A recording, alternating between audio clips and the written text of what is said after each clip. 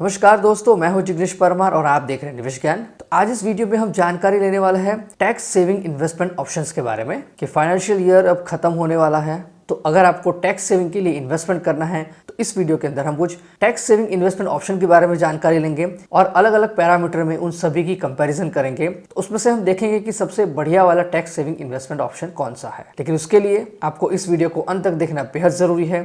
अगर आप इस चैनल पर नए हैं तो चैनल को सब्सक्राइब करना बिल्कुल ना भूलें। तो ये शुरू करते हैं। दोस्तों, टैक्स सेविंग के लिए section 80C income tax act 1961 के तहत 1.5 लाख रुपए तक की टैक्स में राहत मिल सकती है और इस 1.5 लाख में टैक्स में राहत लेने के लिए कुछ अलग अलग इन्वेस्टमेंट ऑप्शंस अवेलेबल है, जैसे कि PPF, NSC, taxing FD and ELSS। तो अब हम इन चारों की कंपैरिजन करेंगे अलग अलग पैरामीटर्स के अंदर। तो इससे आपको पता चलेगा कि इन सभी में कौन सा टैक्स सेविंग इंस्ट्रूमेंट सबसे बढ़िया है। तो इस टेबल को देखिए। इस टेबल के अंदर PPF यानी कि पब्लिक प्रोविडेंट फंड, NSC यानी कि national saving certificate, tax saving FD और ELSS, इन चारों की कंपैरिजन अलग अलग पैरामीटर के साथ की है। जैसे कि सबसे पहला पैरामीटर है रिटर्न। तो उसकी बात करें तो PPF में रिटर्न मिलता है 7.1%, NSC में है 7.70%, टैक्स सेविंग FDs में है 3 से लेके 8% तक, डिपेंड अपॉन बैंक्स। और ELSS में मार्केट लिंक्ड है, मतलब कि यहाँ पर आपको डबल डिजिट में भी रिटर्न देखने को मिल सकता है। गारंटर रिटर्न की बात करें तो PPF में गारंटर रिटर्न है, NSC में भी गारंटर रिटर्न है, टैक्स सेविंग FD में भी गारंटर रिटर्न है, लेकिन ELSS में गारंटर रिटर्न नहीं है। और उसके बाद है लॉक इन पीरियड, जो कि सबसे इंपॉर्टेंट पैरामीटर है।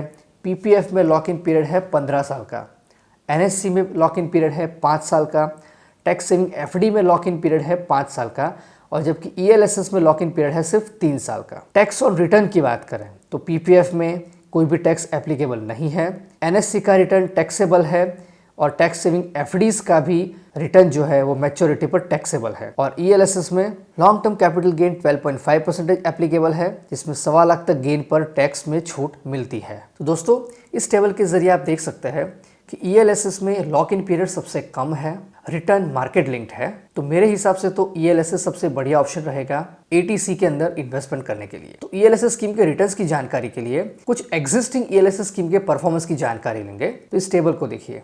तो इस टेबल के अंदर स्कीम का नाम है, उसका कॉर्पस यानी कि AUM है, और अलग अलग टाइम पीरियड में उसने कितना रिटर्न दिया है उसकी जानकारी यहाँ पे दी है, जैसे कि 3 महीने, 6 महीने, 1 साल, 2 साल, 3 साल, 5 साल, 7 साल, 10 साल। इसमें यहाँ पर आप परफॉर्मेंस की जानकारी देख सकते हैं। तो दोस्तों, इस ELSS स्कीम के परफॉर्मेंस की जानकारी के आधार पर आप देख सकते हैं कि ELSS स्कीम्स काफ़ी अच्छा परफॉर्म करती है। तो मेरे हिसाब से ये चारों ऑप्शन में से ELSS सबसे बढ़िया ऑप्शन रहेगा टैक्स सेविंग इन्वेस्टमेंट के लिए। आपको कौन सा ऑप्शन सही लगता है ये मुझे कमेंट करके जरूर बताएं। तो दोस्तों, ये थी जानकारी टैक्स सेविंग इंस्ट्रूमेंट्स के बारे में। जल्द से जल्द अपना टैक्स सेविंग इन्वेस्टमेंट करें, और अगर आपको ये वीडियो पसंद आए तो लाइक करें, कमेंट करें, शेयर करें, और अगर चैनल पर नए हैं तो सब्सक्राइब करना बिल्कुल ना भूलें। Mutual fund investments are subject to market risks. Read all scheme related documents carefully.